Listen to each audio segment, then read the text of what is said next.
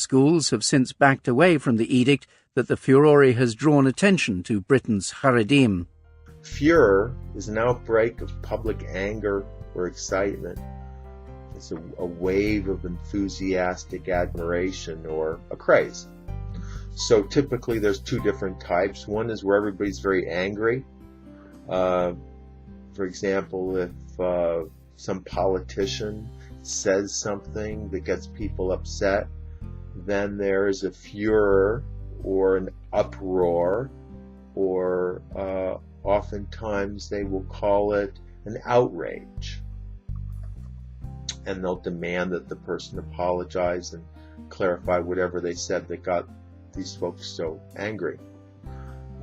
Likewise, there can be a furor in a sort of an attractive kind of way. For example, for a new movie that people are looking forward to coming when the movie's coming out, like Star Wars, for example. There's a big furor about that, where people are standing in line 10 days in advance waiting to get their tickets so they can be there for the first performance of the movie.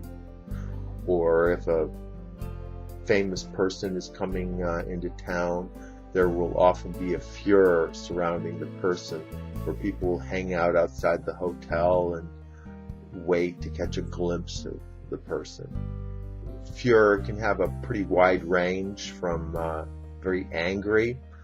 Furor sounds a lot like furious, and it can also be more of a positive kind of excitement, though perhaps outside of a normal range too. So it can be an outburst of public excitement, and in this way it can be a very positive thing too.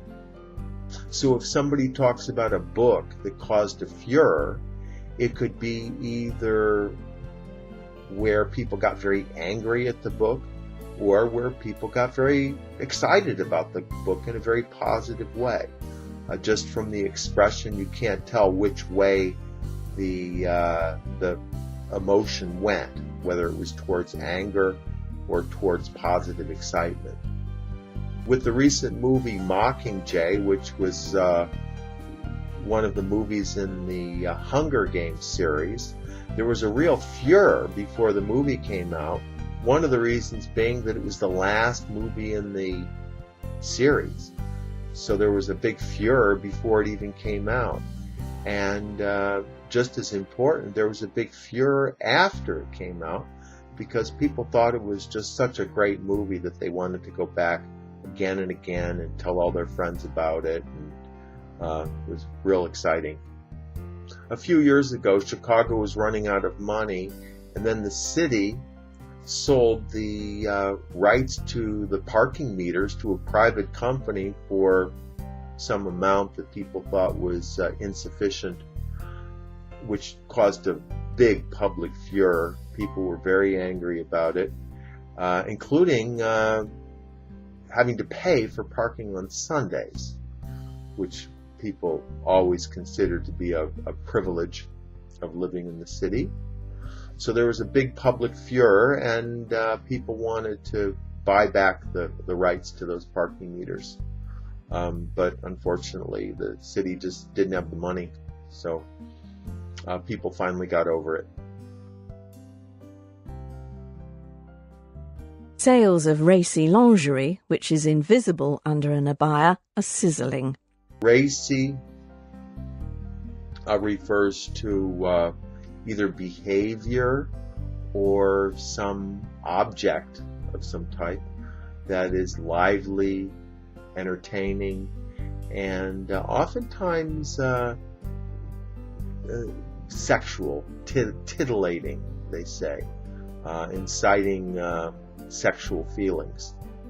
So somebody can have a RACY car, and you'll look at that car and you'll say, wow, that is a very sexy, RACY looking car. So it's not directly associated with sex, but because of its sort of, what do you want to call it, exciting look, people naturally associate it with sex.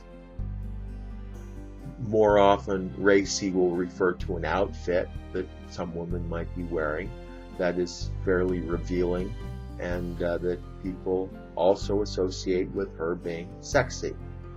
For example, racy lingerie or a racy outfit. And also it's associated with jokes. So somebody can tell a racy joke, which would be a joke with some sexual innuendo or something more openly sexual. Yeah, people would call them dirty jokes, or they call them racy jokes. And these are actually fairly common around the office, maybe 30 or 40 years ago. But nowadays, if somebody tells a racy joke at the office, it's a good way to get fired. So people tend to avoid that. Similarly, for oftentimes policemen, firemen, they were known for putting racy pictures on the wall of the police station or the firehouse. But again, that's been sort of eliminated, and it's a good way to get fired too. Same goes with the Army.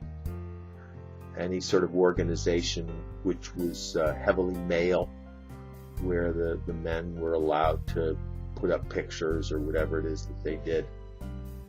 But, you know, it still exists, I'm sure, somewhere, maybe probably in garages, probably a good example, maybe in prisons, but not that many other places.